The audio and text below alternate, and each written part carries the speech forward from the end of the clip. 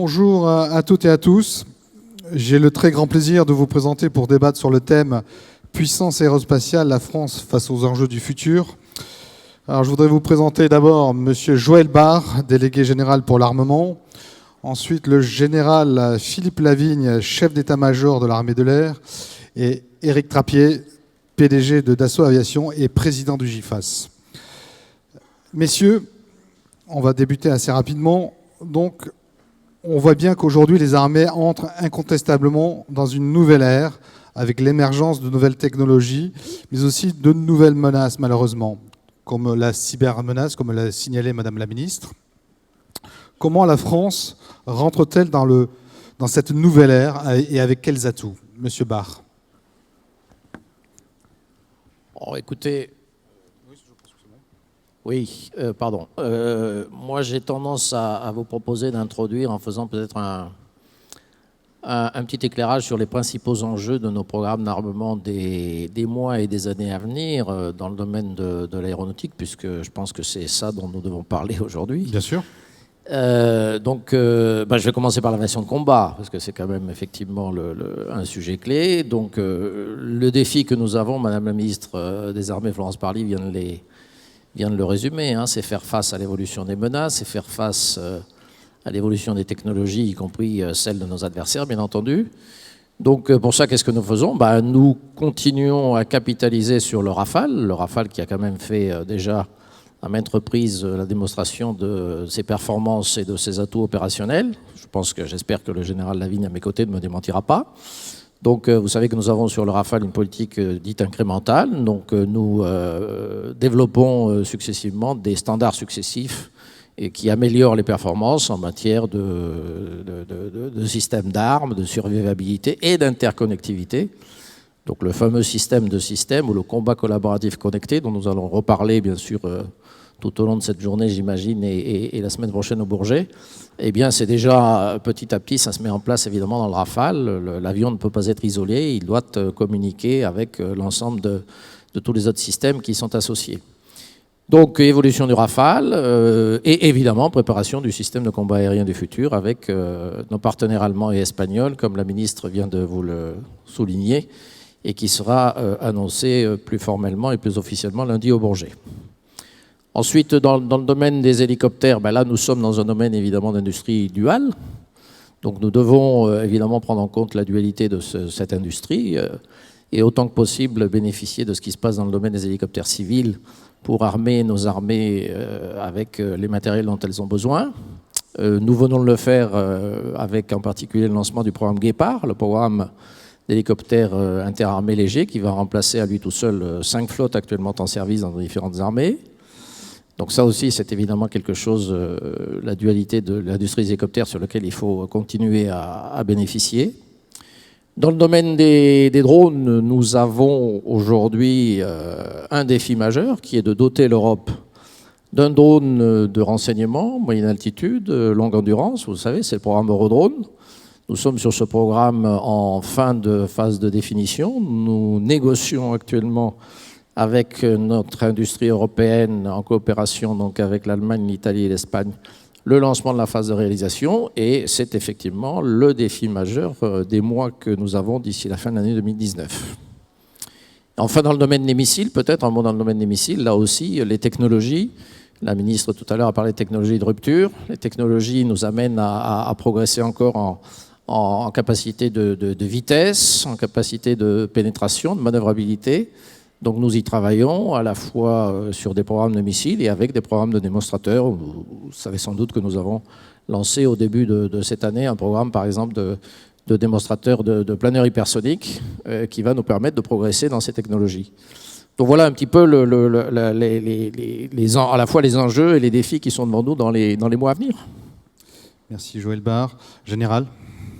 Oui, merci. Bonjour à toutes et à tous. Je parlerai alors puissance aérospatiale, les enjeux du futur. Je commencerai bien évidemment par le présent, puisqu'il y a des enjeux actuels qui vont perdurer, et ensuite j'irai sur les enjeux du futur. Les enjeux actuels qui vont perdurer, eh bien, c'est celle qui caractérise votre armée de l'air, qui est une armée de l'air mondiale. C'est l'anticipation que nous devons toujours avoir, c'est la prévention. C'est également la permanence de la protection de l'espace aérien, mais également la permanence que nous avons, par exemple, pour notre dissuasion nucléaire. C'est notre réactivité, nous l'avons démontré, notre puissance, nous l'avons démontré également lors de Hamilton, l'opération Hamilton en avril dernier. Sachez que bientôt, avec nos MRTT, on pourra projeter à peu près 20 Rafales avec 8 MRTT à l'autre bout du monde en moins de 48 heures. C'est la maîtrise des espaces aériens, mais évidemment l'enjeu actuel pour nous, et Madame la Ministre l'a rappelé, il n'y a pas de puissance aérospatiale sans aviateurs ni aviatrices, et bien c'est évidemment les ressources humaines. Quels sont les enjeux du futur ? Les enjeux du futur, ils sont liés bien évidemment à la menace.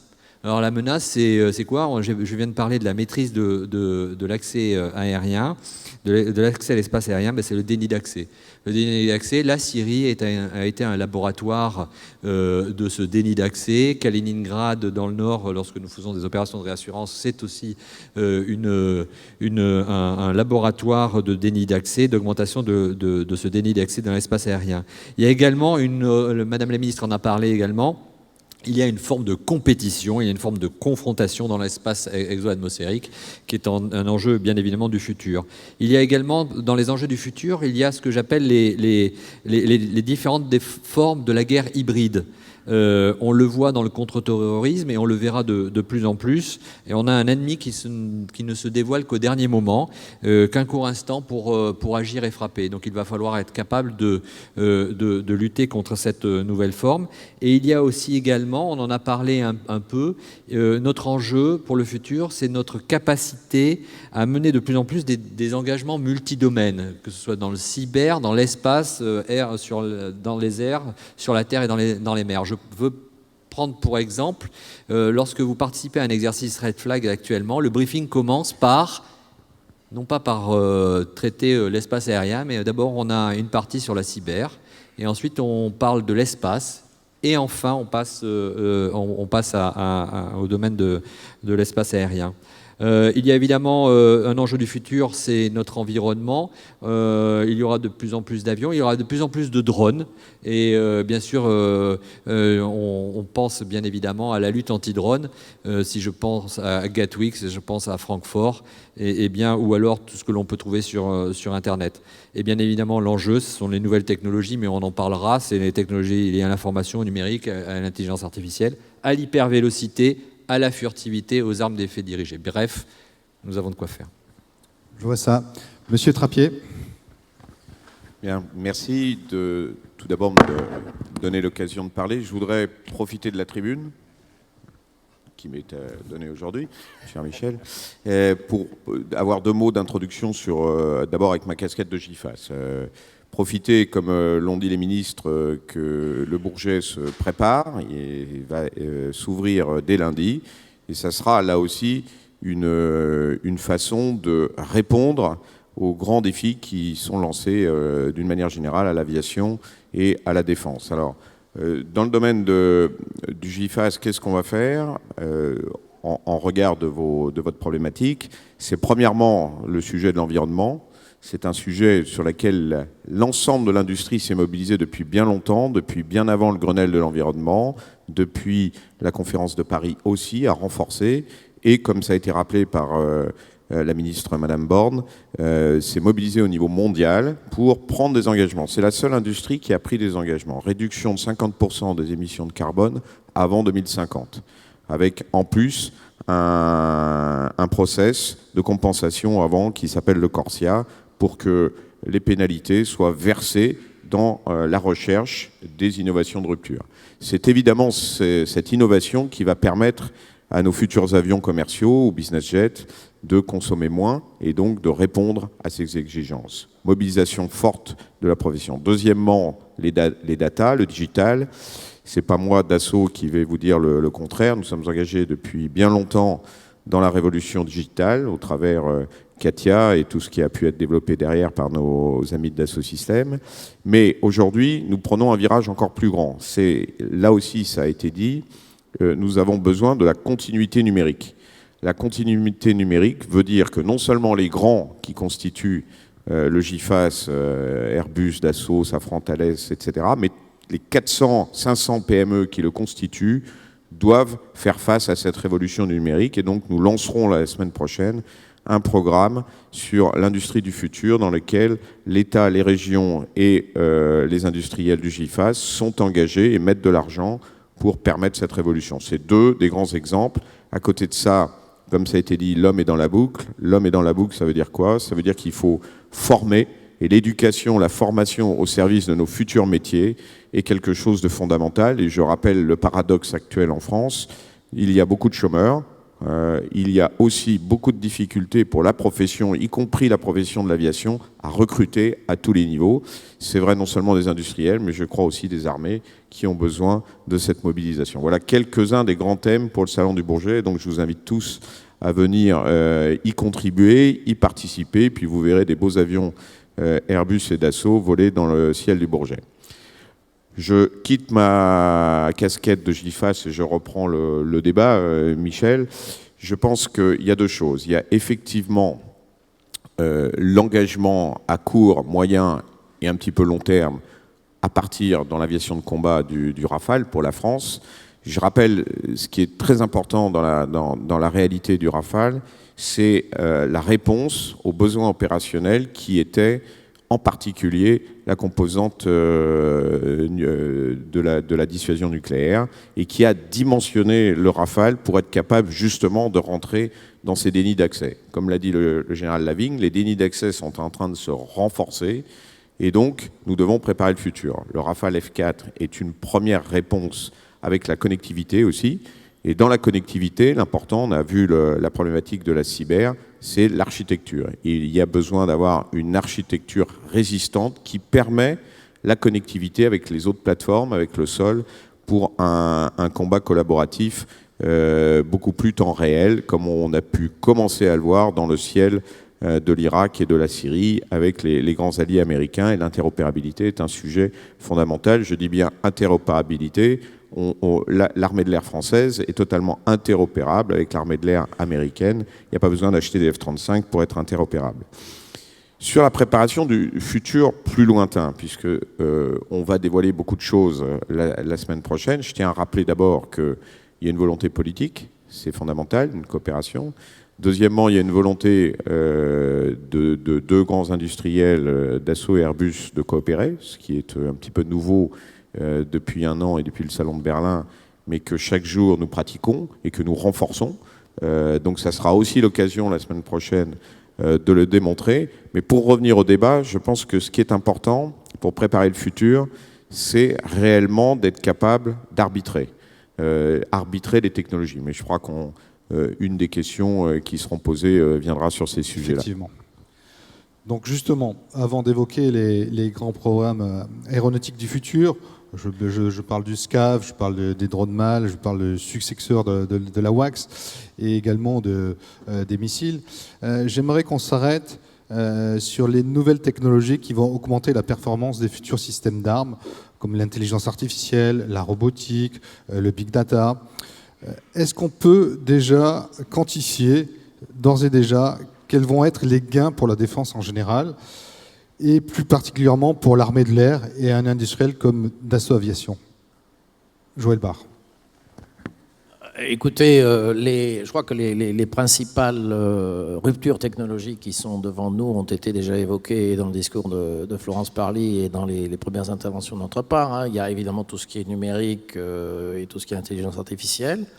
On l'a dit rapidement tout à l'heure, l'aviation de combat du futur, ce n'est pas un avion de combat, c'est un système de combat aérien avec son avion, bien entendu, qui est quand même le cœur du dispositif, avec des capteurs et des effecteurs qui peuvent être déportés. On appelle ça les remote carriers dans notre jargon anglais. On dit effecteurs déportés quand on veut parler un peu plus français. C'est pas plus mal après tout.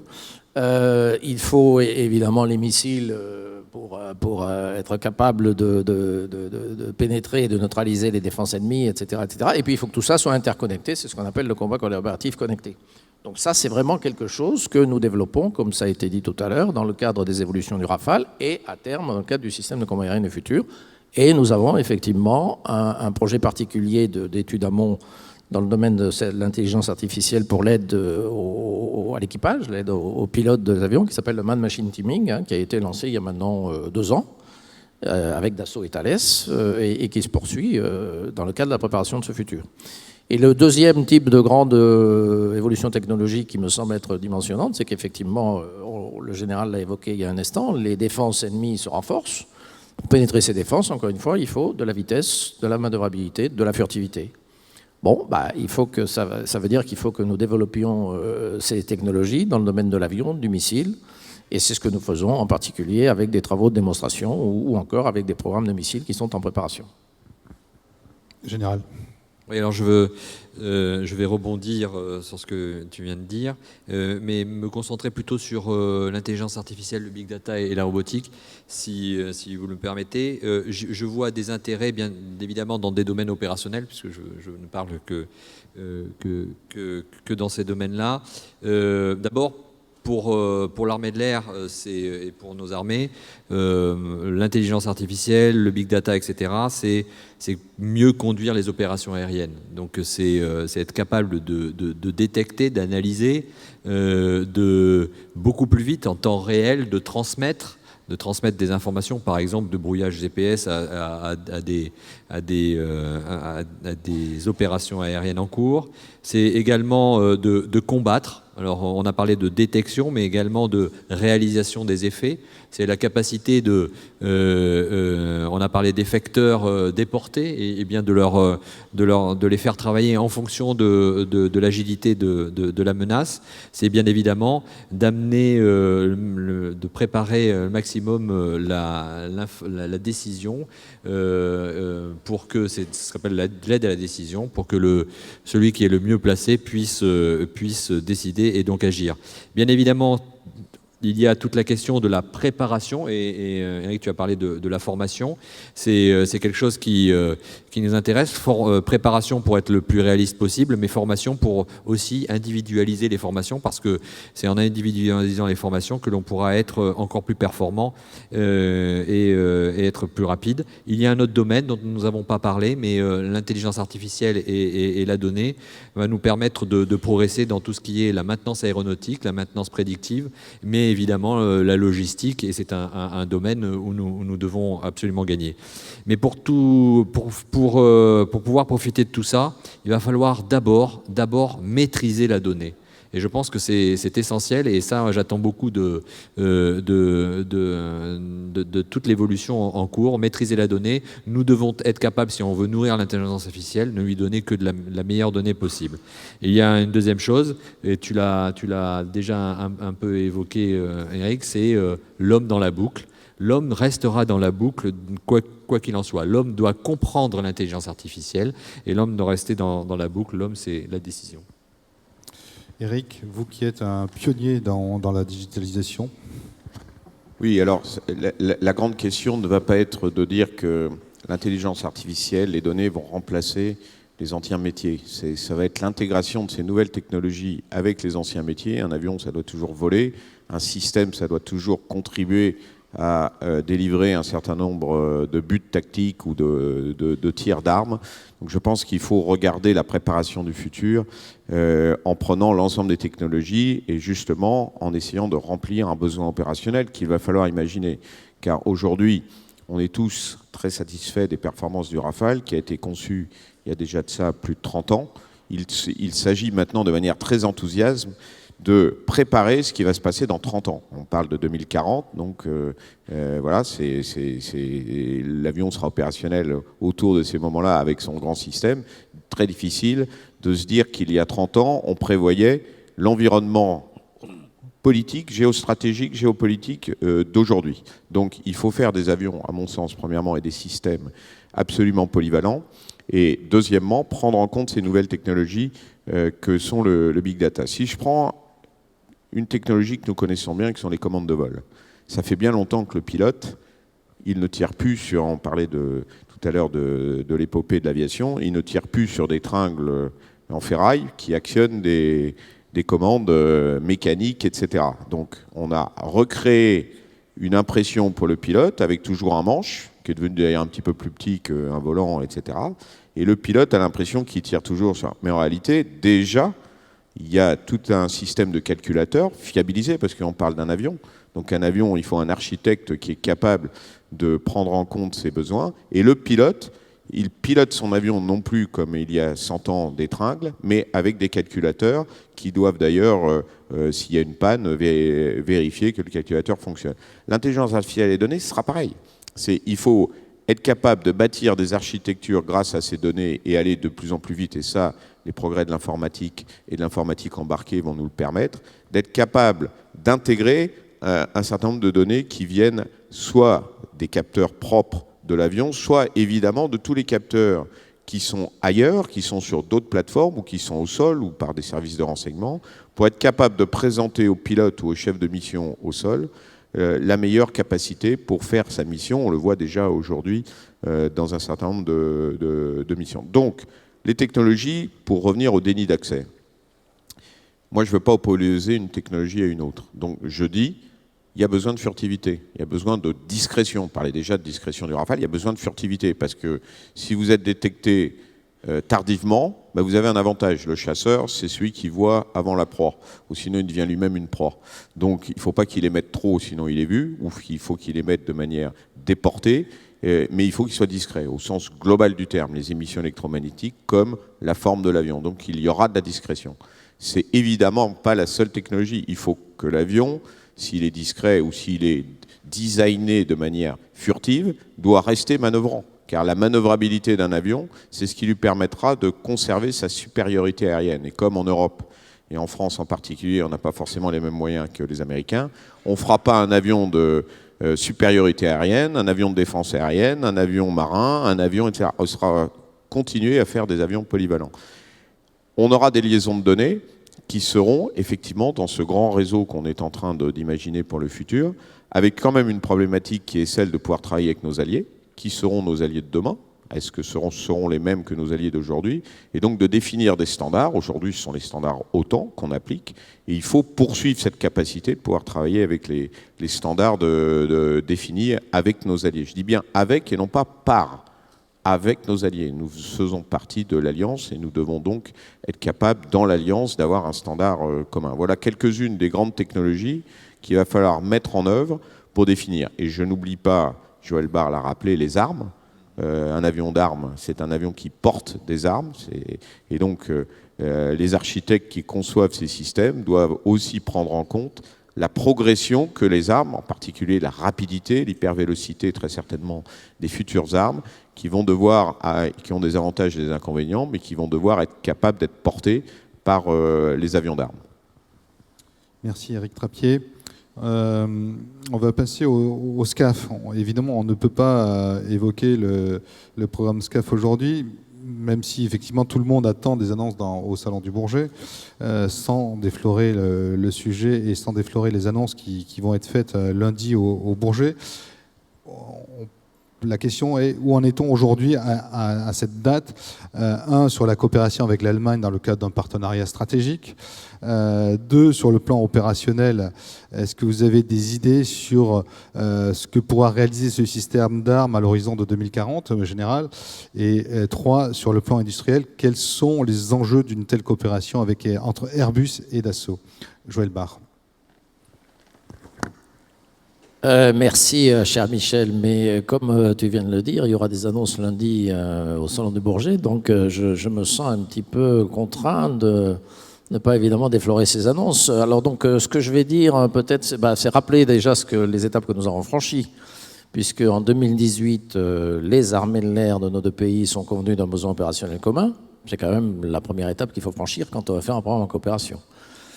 Nous avons aussi, en 2018, eu la signature par nos ministres d'une lettre d'intention pour effectivement lancer cette coopération franco-allemande sur le système de combat aérien du futur.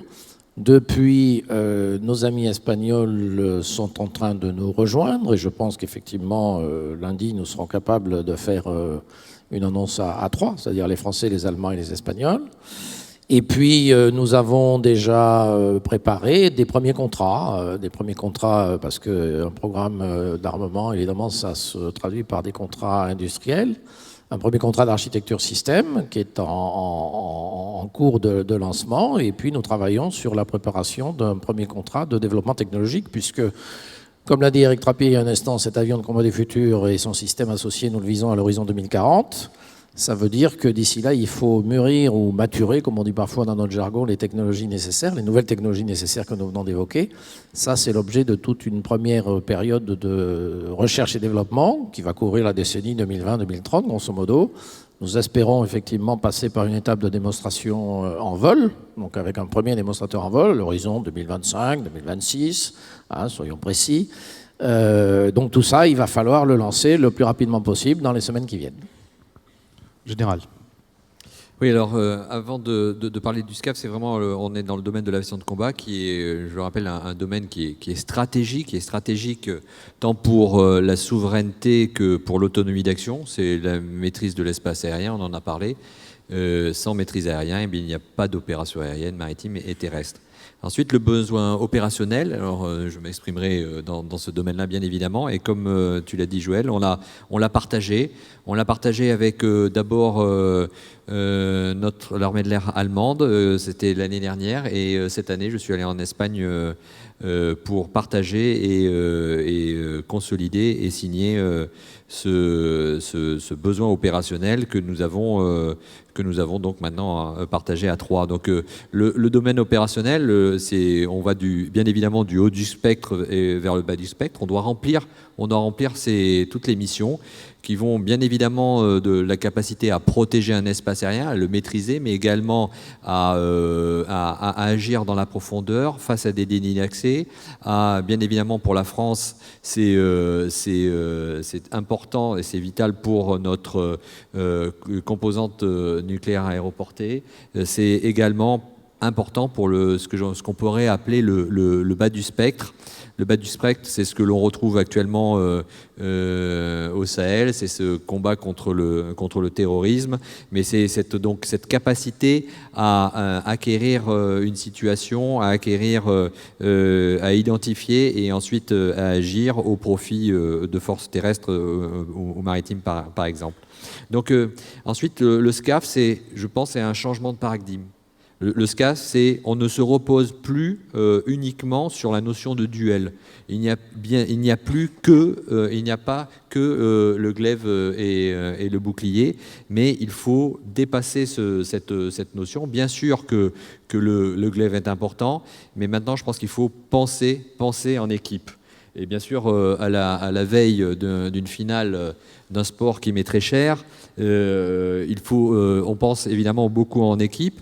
On l'a dit, Madame la Ministre en a parlé également dernièrement, il y aura toujours un avion de combat au centre. On a eu le Rafale, derrière on aura ce New Generation Fighter qui sera au centre, et on a parlé de qualité qui sera maintenue, c'est cette manœuvrabilité, cette furtivité, cette capacité à emporter des armements, parce qu'au final il y aura des armements.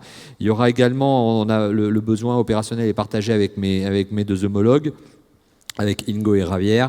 On a besoin d'effecteurs déportés pour avoir des missions qui peuvent être de détection, des relais. Alors ça peut être des relais de communication, ça peut être des relais de liaison avion-missile, ça peut être des effecteurs déportés qui auront une capacité à agir de manière offensive, mais également de manière avec un certain niveau d'autonomie. Bien évidemment, on en a parlé, il va y avoir une connexion, et là c'est vraiment pour jouer ensemble, ce combat collaboratif, on a besoin d'une connexion importante, mais avec dans cette info-obésité, d'avoir la capacité à gérer la bonne donnée et transmettre la bonne donnée uniquement. Et on a parlé d'armement, on parle bien évidemment de futurs missiles de croisière, mais je voudrais dire toute l'importance qu'il y aura aussi à regarder les armes à effet dirigé. Monsieur Trappier. Oui, on a beaucoup parlé technique. Je voudrais, maintenant que les ministres sont partis, parler un peu politique. ça changera. Je pense que la volonté des deux pays de préparer ce futur ensemble est un acte très politique, très stratégique.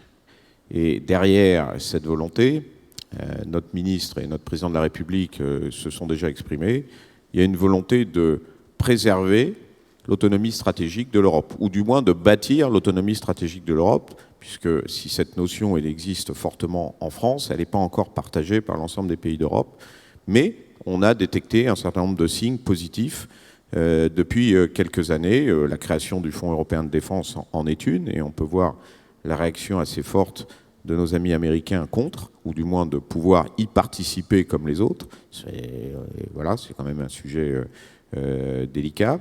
Il y a une volonté qui a été exprimée aussi en Allemagne depuis 2 ans par un certain nombre d'acteurs forts du pays. Donc il y a une volonté d'autonomie stratégique. Derrière cette volonté, il y a eu donc une opportunité de pouvoir, nous les industriels, poursuivre et bâtir ce relais vers la volonté politique. On parle d'avions de combat, on parle de grands systèmes, c'est forcément des volontés politiques. Donc c'est ce qui a présidé à la rencontre positive entre Dassault et Airbus, de se dire, il y a un momentum qui existe, on va le saisir. On va mettre de côté le côté compétition qui existe toujours entre le Rafale et le Typhoon, par exemple, pour dire, si on peut ensemble bâtir quelque chose pour le futur et répondre favorablement à la demande de 2 grands États, voire 3, avec l'Espagne qui rejoint, peut-être plus un jour, nous allons pouvoir conserver, préserver, nous l'espérons en tout cas, cette capacité dans un futur plus lointain que celui des 10, 20, 30 années qui viennent grâce au Rafale. Donc voilà ce qui a présidé à cette entente industrielle entre 2 grands de l'aéronautique, un très grand en termes de nombre qui est Airbus, un petit qui cultive sa taille depuis déjà un siècle, qui est Dassault, mais qui a une certaine expérience et longévité. Et donc cette alliance des deux doit être forte pour alimenter cette capacité dans ce domaine des avions de combat. On n'est pas que 2, il y a évidemment tous les autres, mais c'était l'acte fort. Tous les autres, il nous faudra un moteur, donc on a Safran, le groupe Safran, le groupe MTU en Allemagne, on a les électroniciens, Thales ici, qui non seulement fait l'électronique à bord, mais aussi travaille dans les domaines des réseaux, de la cyber, etc. On a des sociétés allemandes qu'on commence à apprendre à connaître, nous les Français, et inversement. Donc des tissus industriels qui peuvent d'ailleurs s'inquiéter, parce que le tissu industriel français travaille sur le Rafale, le tissu industriel allemand travaille sur le Typhoon. Ils disent, et moi demain, qu'est-ce que je vais avoir? Alors nous n'en sommes qu'au début. Mais le début, c'est compliqué, c'est normal.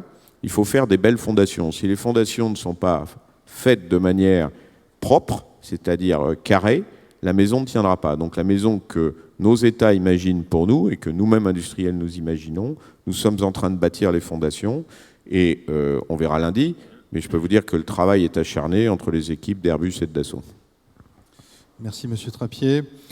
Une question pour Monsieur le délégué et Éric Trappier. La France, à travers Dassault Aviation, est le seul pays en Europe à savoir faire un avion de combat de A à Z. Comment fait-on pour garder cette compétence, gage de la souveraineté de la France, tout en coopérant avec d'autres pays, et notamment l'Allemagne? Je crois qu'Éric Trappier vient de le souligner il y a un instant. Je crois qu'Éric a dit qu'il était un petit industriel, c'est ça?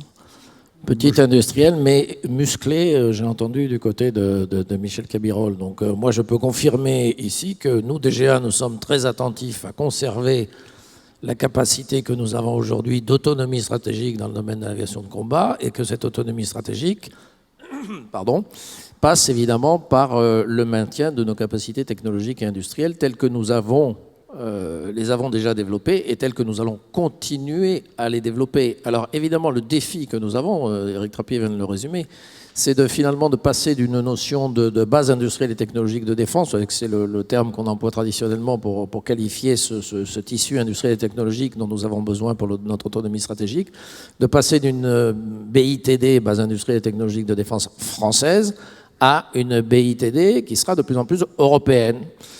Effectivement, il faut prendre garde à sauvegarder nos intérêts de souveraineté, nos intérêts de sécurité. Il faut le faire avec des schémas dont les fondations, comme vient de le dire Éric Trappier, seront solides, seront faites de confiance, de mutuelle, et peut-être à terme aller dans un schéma de mutuelle dépendance. C'est un peu ce que nous avons déjà fait d'ailleurs dans le domaine des missiles avec MBDA, qu'il faut pas oublier, avec nos amis britanniques. Donc un schéma dans lequel, par exemple, on partage les centres d'excellence technologie par technologie d'un pays à l'autre, à condition évidemment d'avoir pleinement accès à ces technologies d'un pays vers l'autre, que ce soit couvert par un accord intergouvernemental, et que tout ça se fasse dans un climat de confiance mutuelle affirmé. Bon, nous n'en sommes pas encore là, donc comme ça vient d'être dit, il faut que tout ça se construise petit à petit, et c'est effectivement le défi qui est devant nous pour le système de combat aérien du futur, et qui ne concerne pas effectivement que Dassault Aviation, qui concerne Thales, Safran, MBDA et toute l'industrie française qui nous est indispensable dans ce domaine de l'aviation de combat et de la composante nucléaire aéroportée, comme ça a été évoqué tout à l'heure aussi rapidement. Éric Trappier. Oui, il faut travailler sur le partage et dans la confiance. Donc la confiance, ça se bâtit sur du long terme. Ça peut se perdre d'ailleurs en quelques secondes.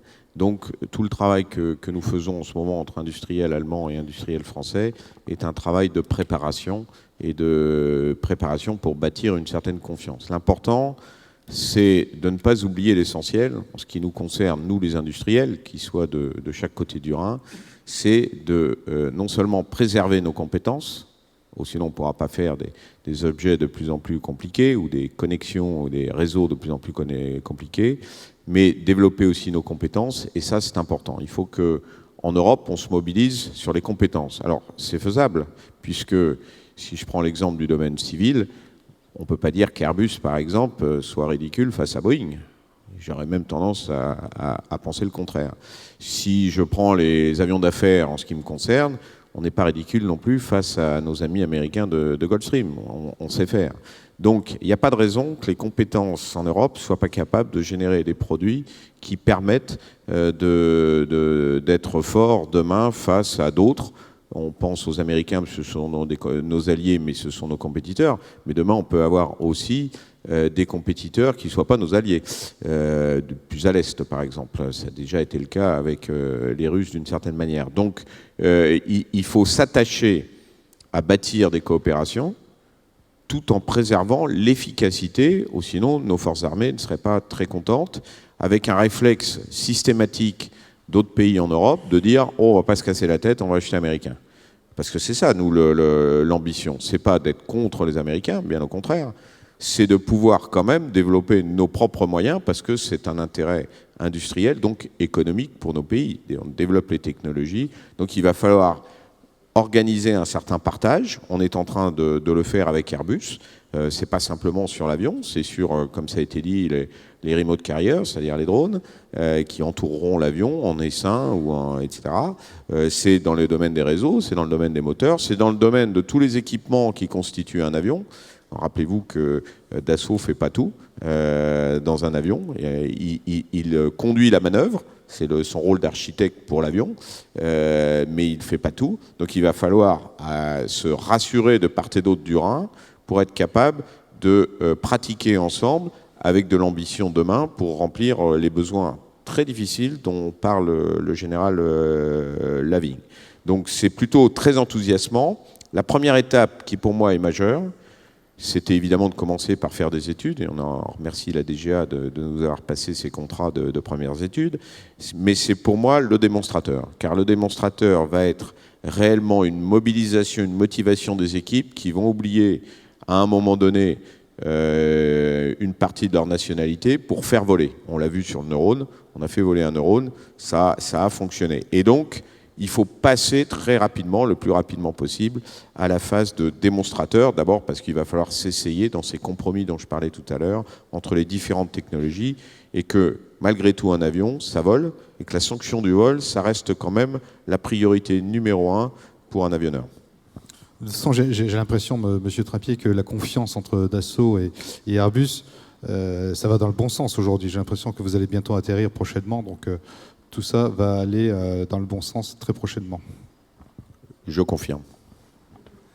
Général, tout le monde évoque aujourd'hui le combat collaboratif. Qu'est-ce que cela veut dire précisément pour vous, Armée de l'air? Est-ce qu'on va vers une évolution de la doctrine, des missions? Est-ce que ce système d'armes pourra-t-il dialoguer avec d'autres appareils dans le cadre d'interventions multilatérales, notamment avec le F-35? Est-ce que ce futur avion de combat va être quelque chose de très novateur qu'on n'a jamais encore vu? Alors, c'est à la fois, le combat collaboratif, c'est à la fois une évolution, mais aussi une révolution. On en a parlé, c'est une évolution. On fait déjà du combat collaboratif avec le Rafale. On en fera demain encore plus avec les nouvelles versions, notamment le Rafale F4, puisque c'est la première brique vers le système de combat aérien futur. C'est une révolution puisque on va devoir aller beaucoup plus fort dans le réel, dans l'identification, dans la détection, dans cette capacité à combattre en temps réel. Comme je vous l'ai dit, l'enjeu pour nous, c'est de pouvoir gagner cette guerre des opportunités. C'est donc être capable d'avoir des effecteurs déportés à qui on va donner une certaine mission, qui pourrait être par exemple, et des capteurs qui seront portés par aussi bien les effecteurs déportés que par notre nouvel avion, mais également le Rafale, puisqu'il sera associé au système de combat aérien futur, que d'autres avions de type F-35 ou Eurofighter pour un certain temps. Gagner cette bataille des opportunités, c'est être capable d'orienter de manière intelligente les capteurs en fonction de l'évolution des cibles. C'est également être capable de réorienter des plans de frappe en fonction toujours pareil, de l'évolution de cible. C'est pour pouvoir également analyser, et j'en ai parlé, analyser des brouillages et très vite le donner à ceux qui seront au plus près des combats. Voilà ce que c'est que le combat collaboratif. Merci, Général. Alors, il n'y a pas que le SCAF, évidemment. Quels sont aujourd'hui, en tout cas les programmes de demain, considérés comme prioritaires par la DGA et l'armée de l'air afin que la France reste dans les nations leaders dans le domaine du combat aérien? Qui veut commencer? Joël Barre. Alors, je vais exprimer mon besoin et je vais rebondir par rapport à ce que j'ai dit juste avant. J'ai besoin d'une capacité à commander et à conduire des opérations aériennes. Donc ça, c'est en plus du système de combat aérien futur, c'est un programme qui est important. Quand on parle de combat aérien, bien évidemment, on pense aussi à la protection de notre espace aérien. Et donc, il y a toute cette posture permanente de sûreté et tous ces programmes qui sont nécessaires avec le système de combat aérien futur. Et bien sûr, on pense à la lutte anti-drone et notre capacité à répondre à cet enjeu du futur. On a parlé de la guerre des opportunités, cette capacité à combattre... Justement, la guerre des opportunités, c'est quoi exactement? La guerre des opportunités, c'est celle qui lutte, c'est celle qui va prendre en compte l'ennemi, qui ne se dévoile qu'au dernier moment pour agir et pour frapper. Et donc j'ai besoin, on l'a juste évoqué, c'est cette capacité à être endurant, avoir de nombreux capteurs, et ça c'est ce programme de MAL européen. J'en ai besoin, nous en avons besoin pour assurer ce combat. Il y a également, on l'a très peu évoqué, c'est l'espace. L'espace, il faut poursuivre les missions d'abord depuis l'espace. Et j'en ai besoin pour ce système de combat aérien futur et ce combat collaboratif, parce que je dois identifier de mieux en mieux. Je dois être capable d'avoir une couverture en termes de bande spectrale importante pour pouvoir agir de manière permanente. Je dois être capable également d'être résilient. On parle de positionnement. Et bien évidemment, et Madame la Ministre en a parlé, je dois être capable de continuer à donner à ce combat collaboratif et à ce système de combat aérien futur la précision des cibles. Mais je dois également, et là il y a tout un domaine, c'est la maîtrise de l'espace, parce que si je veux continuer à avoir accès à toutes les données qui viennent de l'espace ou qui transitent par l'espace, eh bien, il faut que je maîtrise cet espace et que je protège mes éléments dans le domaine spatial. Il y a des programmes, je voudrais, en termes d'armement, je pense qu'il faut bien voir. Alors, je sais que les armes à effet dirigé, ça se conjugue pour l'instant au futur. La Russie, la Chine, les États-Unis font un grand effort dans ce domaine-là, dans le domaine du laser, mais également dans le domaine du spectre électromagnétique. Je pense qu'il est important que nous, en Europe, nous continuions à faire des efforts là-dessus. Joël Barre, qu'est-ce que vous pouvez faire pour aider le général Lavigne? Essayer de répondre aux besoins qui viennent d'être exprimés par l'armée de l'air, évidemment, avec toute notre industrie dans le cadre de nos programmes. Donc les principaux enjeux à court terme, je crois que je les ai énumérés tout à l'heure dans le propos introductif. Donc on a longuement parlé du Rafale et du SCAF, je n'y reviens pas. J'insiste sur le drone parce que je pense que le général Lavigne ne l'a pas dit, mais je pense qu'il a besoin d'un drone de renseignement en moyenne altitude, de longue endurance, et que c'est utilisé tous les jours au Sahel ou ailleurs, n'est-ce pas? Donc je pense qu'il faut absolument que nous aboutissions sur ce projet d'ici la fin de l'année de 2019, et nous sommes en train d'y travailler. Dans le domaine des missiles, nous avons une coopération avec les Britanniques qui est quand même structurelle, avec en particulier la coopération industrielle dans le cadre de MBDA. Nous devrons en 2020 prendre des décisions sur les futurs missiles anti-navires et les futurs missiles de croisière. Donc ça aussi, c'est un défi majeur pour nous et donc pour répondre aux besoins de nos armées. Et puis dans le domaine spatial, je crois que c'est clair, nous avons des satellites à lancer dans le courant de la loi de programmation militaire, et nous prévoyons dans le courant de cette loi le lancement du renouvellement de nos capacités en matière d'observation optique, en matière d'écoute électromagnétique et en matière de télécommunication. Donc voilà les grands enjeux à court et moyen terme dans ce domaine. Merci Joël Barre. Éric Trappier, Dassault est un avionneur mondialement reconnu. Est-ce que vous avez des envies de vous diversifier dans d'autres plateformes aéronautiques? Alors, ce n'est pas une envie, il faut analyser comment le monde évolue. Donc, au-delà de la réalité, et nous préparons ce futur, que ce soit dans le domaine civil avec des nouveaux avions pour élargir la gamme, ou dans le domaine militaire, on en a parlé largement et on en parlera plus la semaine prochaine dans le domaine de l'avion de combat et de l'ensemble des systèmes. Il y a un domaine, effectivement, dans lequel on a un peu moins parlé, c'est l'espace.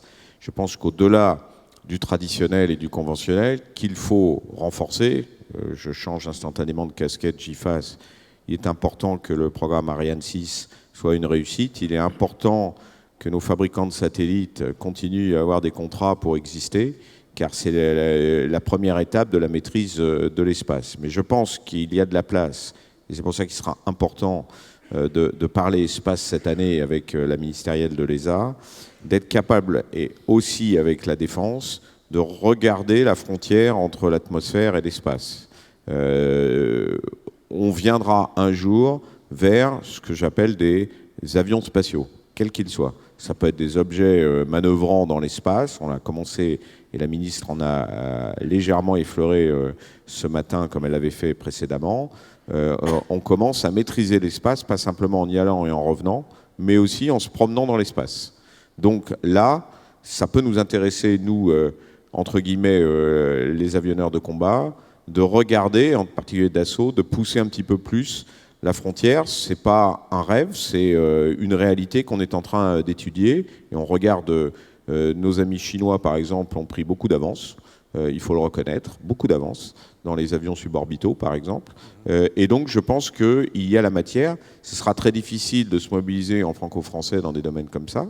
Mais là, je pense qu'il y a, sans jeu de mots aucun, de l'espace pour l'Europe, pour se mobiliser sur des sujets de ce domaine-là, qui sont des sujets nouveaux, au-delà du traditionnel lancement satellite. Il y a aussi des domaines nouveaux qu'il va falloir adresser. C'est toute la problématique des mois et des années à venir dans la mobilisation des besoins opérationnels dans ces nouveaux espaces et dans le cadre européen. Encore faut-il que les pays européens organisent ensemble la manœuvre, car si on a chaque pays européen qui réfléchit tout seul et qui définit ses programmes tout seul, ça ne peut pas marcher.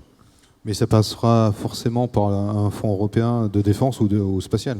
Alors là, il y a l'ESA, qui n'est pas tout à fait la Commission européenne, mais qui travaille au nom des nations, principalement de l'Union européenne, mais pas que. On verra comment les Britanniques sortent ou pas. Et donc, c'est l'ESA qui a un petit peu la manœuvre. Et derrière, automatiquement, ça mobilise des budgets au sein de l'Union européenne pour préparer le futur, c'est-à-dire tout ce qui est recherche et technologie. Et là aussi, la France, elle, a sa part à jouer, puisqu'elle a aussi des recherches dans ces domaines-là qui lui sont propres. Mais je pense qu'il faut accentuer et accélérer la volonté de coopération européenne, principalement dans ces domaines de l'espace. Alors très rapidement, avant de passer à la salle, on a parlé beaucoup de big data, on a parlé beaucoup d'intelligence artificielle, et vous l'avez déjà un peu évoqué, mais quelle sera la place pour l'homme dans le futur? Est-ce qu'il sera toujours dans la boucle? Joël Barre. Je crois que le général Lavigne l'a dit tout à l'heure, il n'est pas question de retirer à l'homme sa capacité de décision. C'est lui qui, dans le combat aérien comme dans tous les autres combats, terrestres ou autres, doit prendre la décision de procéder à un tir de missile, à un tir d'arme quelconque, etc., etc. Donc ça, je crois qu'en plus, en termes de doctrine, notre ministre s'est déjà exprimé sur le sujet, donc je crois qu'on ne peut que confirmer ce qui a été dit. L'homme doit être l'étape finale de prise de décision et doit le rester, quelles que soient les technologies qu'on apporte. Et ces technologies qu'on apporte, elles sont là pour l'aider à prendre la bonne décision et en ayant connaissance de tous les paramètres qui lui sont nécessaires. Mon général. Oui, et puis l'homme s'est toujours adapté. On a parlé au début de ce forum des pionniers de l'aéronautique qui sont adaptés à une révolution qui était le plus lourd que l'air. On a bien évidemment l'homme dans l'espace. Là, l'homme doit s'adapter à l'intelligence artificielle, à l'info-obésité, à cette révolution numérique. Et l'homme le fera. Alors donc il faut l'aider à appréhender cette intelligence artificielle. Mais dans tous les cas, ce sera fait pour lui. On est vraiment au centre. Et vraiment, je le répète, la ressource humaine, c'est vraiment notre capacité de combat. On a parlé de recrutement, je parlerai aussi de fidélisation, car c'est vraiment ce qui m'occupe tous les jours. Oui, je ne vais que redire ce que j'ai déjà dit, c'est-à-dire l'homme est forcément dans la boucle. Il est dans la boucle, et je parle en particulier comme avionneur, pilote civil ou pilote militaire. L'homme doit comprendre comment sa machine est faite. Et elle est faite déjà aujourd'hui sans intelligence artificielle particulière, avec beaucoup d'automatisme. Je pense qu'il faut aussi parler d'intelligence artificielle, il faut se méfier, en particulier quand on parle vers le grand public, ça peut inquiéter. Et donc il faut expliquer, c'est un outil. C'est un outil qui existe depuis bien longtemps. Décryptage de la machine Enigma des Allemands, c'était la première machine d'intelligence artificielle, là où le cerveau humain n'a pas les capacités de faire ses calculs tout seul. Bon, l'informatique est arrivée, les gros calculateurs sont arrivés aussi pour aider, les gros calculateurs n'ont pas pris la place de l'homme. Ces algorithmes d'intelligence artificielle sont simplement des mécanismes qui vont permettre, et en conjonction avec les progrès de l'informatique, c'est-à-dire les progrès des calculateurs qui sont de plus en plus performants en termes de vitesse de calcul et de capacité à traiter les données, de pouvoir faire le tri intelligent selon des critères qui seront rentrés par l'homme. Dans une mission d'un avion de combat, que le pilote soit à bord ou pas à bord, ces algorithmes fonctionneront car tout va tellement vite et le nombre d'informations qui remontent vers le pilote ou vers le chef de mission qui peut être à terre sont tellement nombreux qu'il aura mis un certain nombre de filtres pour dire voilà ce que je cherche. Mais c'est lui qui aura préprogrammé le fait qu'il y ait des autorisations qui sont données, confirmées ou pas. Donc l'homme est toujours dans la machine. Il faut faire très attention. On en parle beaucoup d'intelligence artificielle. Je ne voudrais pas, comme dans le civil où on commence à dire l'avion, c'est le pollueur et donc il faut arrêter l'avion. On va dire il faut arrêter l'intelligence artificielle parce que c'est les robots tueurs. Et il faut donc expliquer. Donc l'homme, c'est lui qui va le concevoir et c'est lui qui va l'opérer. Et on ne fera pas d'intelligence artificielle sans nos opérationnels, que ce soit les pilotes de l'armée de l'air ou de la marine, ou demain les pilotes des avions civils. C'est très important. Là aussi, dans le domaine civil, on va progresser pour automatiser de plus en plus nos cockpits et les insérer dans des trafics aériens, ce qui permettra à faire des routes optimisées. C'est le cadre de ce que l'Europe nous propose avec César. Si on optimise les routes, d'ailleurs, on fait gagner à l'environnement. Ça évite de faire des tours de piste au-dessus des villes pendant des heures et des heures. Donc, tout ça va dans le bon sens et la manœuvre est organisée. Mais il faut expliquer. C'est difficile d'expliquer, on s'en parlait avec la ministre Borne avant. Il faut qu'un certain nombre d'experts puissent être écoutés. Ou sinon, vous avez l'ensemble des fake news qui vont écraser la réalité de l'information. Donc, c'est la valeur des données, la valeur de l'information qui est une autre type de guerre aujourd'hui, de savoir arriver à bien expliquer ce qu'on fait. Justement, le Paris Air Forum est un lieu d'écoute. Alors, on est déjà un peu en retard. Je vais prendre deux questions très rapides. Est-ce que quelqu'un veut poser des questions? Monsieur, au milieu de la salle. Alors, je vous demande de vous présenter et de poser une question rapide et de savoir à qui vous adressez. Oui, bonjour messieurs, merci pour ce débat. Je suis Yann Magnol, directeur de la stratégie du groupe Randstad. Une question qui est vraiment très importante, je pense, dans cette révolution numérique, c'est dans l'industrie aérospatiale d'une manière générale. D'une part, la sécurité sera très importante. J'ai une première question sur l'ensemble des systèmes connectés. Également l'emploi et l'impact sur l'emploi, en fait, de cette révolution et les transformations et formations associées dans votre industrie. La question vers évidemment le GIFAS, Éric Trappier, puisque c'est d'une manière générale, mais je pense qu'il y a peut-être d'autres personnes qui pourront apporter des réponses. Oui, c'est un défi énorme, vous faites bien de le rappeler, car même si on est tombé dedans petit, l'accélération est telle qu'on s'aperçoit qu'il y a un grand besoin de formation. Alors, moi je suis résolument optimiste, comme certains autres. Je dois reconnaître quand même que les jeunes générations, elles tombent plus rapidement dans le numérique que les anciennes.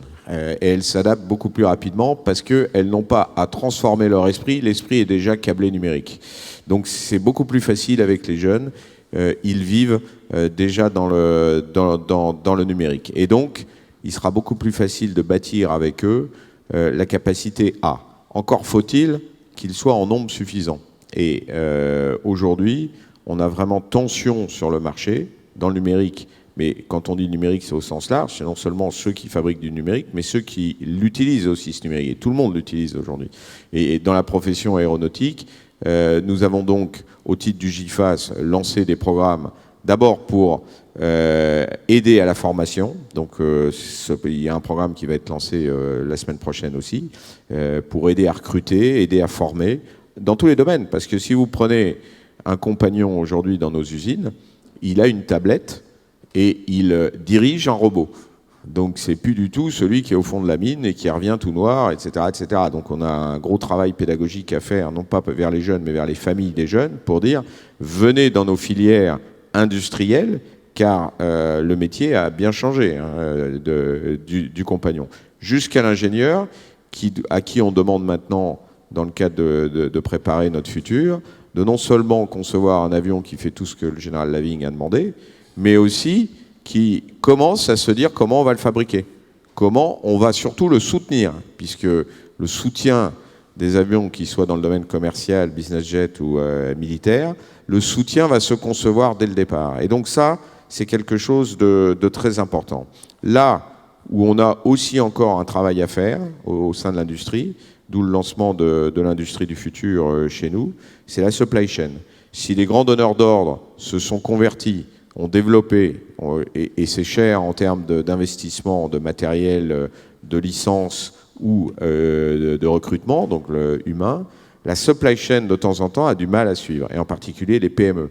D'abord par problème culturel, souvent le créateur de la PME n'a pas forcément compris pourquoi il fallait tout transformer l'organisation, parce que si vous faites du numérique, vous transformez l'organisation, et donc on lui propose un programme qu'il va pouvoir suivre lui-même, patron de PME, pour dire voilà comment on peut transformer votre entreprise pour prendre en compte le numérique, car nous, les grands donneurs d'ordre, pour vous passer des contrats, on a besoin de cette continuité numérique, mais vous allez devoir vous transformer. Et on va l'accompagner. C'est pas simplement lui dire ce qu'il va falloir qu'il fasse, on va lui dire ce qu'il va falloir qu'il choisisse de faire, c'est son choix, et ensuite on va l'accompagner pour l'aider. Et ça doit être fait au plus haut niveau, et c'est ce qui permettra de consolider la supply chain, une supply chain qu'on a besoin d'être efficace, que ce soit dans l'aviation commerciale, principalement pour Airbus, mais aussi pour tout le domaine de l'industrie, et ça aura des conséquences très favorables aussi dans le domaine du militaire. Joël Barre. Non, justement rapide, parce que j'ai cru comprendre que dans la question, il y avait une question relative à la cyber. Et ça, c'est fondamental, effectivement. Donc, en un mot, les exigences de cybersécurité ou de cyber-résilience, ce sont des exigences que maintenant nous considérons comme toute autre exigence de performance dans l'ensemble de nos programmes. Et surtout, il faut que nous généralisions la cyber-résilience à l'ensemble de notre chaîne industrielle, y compris la supply chain que vient d'évoquer Éric Trappier. Donc nous sommes en train d'ailleurs de discuter avec l'ensemble de nos grands maîtres d'œuvre sur la façon dont effectivement les dispositions de cyber-résilience doivent être prises par l'ensemble de notre chaîne industrielle de développement et de production de programmes. Et c'est effectivement un défi majeur pour les mois et les années à venir. Ce sont les mots de la fin parce qu'on est en retard. Je vais remercier Éric Trappier, le général Lavigne et Joël Barre pour la clarté et l'intérêt de ce débat. Je vous demande de les applaudir chaleureusement.